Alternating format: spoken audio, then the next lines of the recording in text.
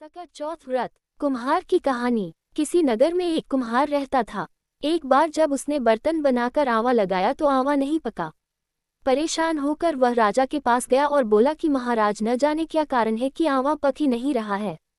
राजा ने राजपंडित को बुलाकर कारण पूछा।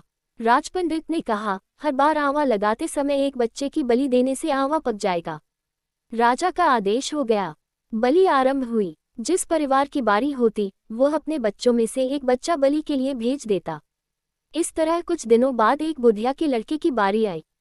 बुधिया के एक ही बेटा था तथा उसके जीवन का सहारा था, पर राजाज्ञा कुछ नहीं देखती। दुखी बुढ़िया सोचने लगी, मेरा एक ही बेटा है, वह भी सकट के दिन मुझसे जुदा हो जाएगा। तभी उसको एक उपाय सूझा।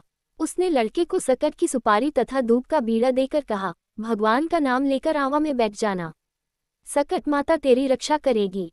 सकट के दिन बालक आवा में बिठा दिया गया और बुढ़िया सकट माता के सामने बैठकर पूजा प्रार्थना करने लगी।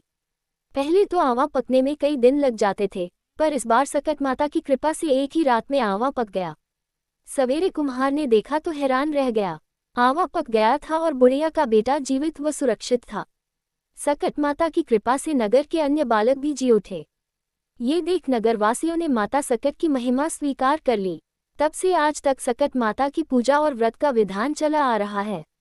गणेश जी की कहानी। एक बार भगवान गणेश बाल रूप में चुटकी भर चावल और चम्मच में दूध लेकर पृथ्वी लोक में निकले। वे सबको अपनी खीर बनाने को कहते जा रहे थे, पर सबने उनकी बात को अनदेखा किया। इसी दौरान एक गरीब बुढ़िया ने उनकी खीर बनाना स्वीकार कर एक भगोना चूल्हे पर चढ़ा दिया। इस पर गणेश जी ने घर का सबसे बड़ा बर्तन चूल्हे पर चढ़ाने को कहा। बुढ़िया ने बाल लीला समझते हुए घर का बड़ा भगोना उस पर चढ़ा दिया। कुछ देर में ही एक चमत्कार हुआ। गणेश जी के दिए चावल और दूध बढ़ गए और पूरा भगोना उससे भर गया। इसी बीच गणेश जी नहाने के बाद खीर खाने की बात कहते हुए वहां से चले गए। पीछे से बुढ़िया के पोते पोती आए तो भूख लगने पर बुढ़िया ने उन्हें वह खीर खिला दी। खीर बनते देख रही पड़ोसन को भी बुढ़िया ने कटोरा भरकर खीर दे दी।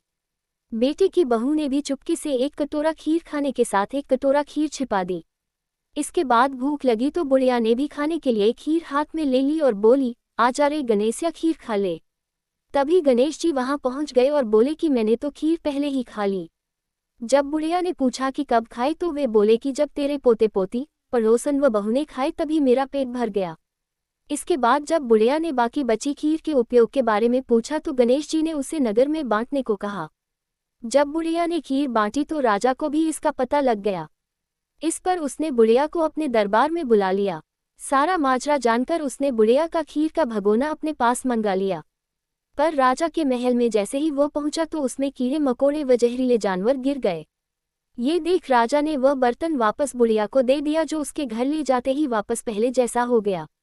इसके बाद बुढ़िया ने फिर गणेश जी से बची हुई खीर के उपयोग के बारे में पूछा तो उन्होंने झोपड़ी के कोने में गाड़ देने को कहा। ऐसा कर बुढ़िया रात को सो गई और गणेश जी उसकी झोपड़ी को लात मारते हुए अंतर्ध्यान हो गए। अगले दिन जब बुढ़िया उठी तो उसे अपनी झोपड़ी महल में बदली हुई और खीर के बर्तन सोने जवाहरातों से भरे मिले। गणेश जी की कृपा जानकर बुढ़िया काफी प्रसन्न हो गई। बोलो सकट माता की जय।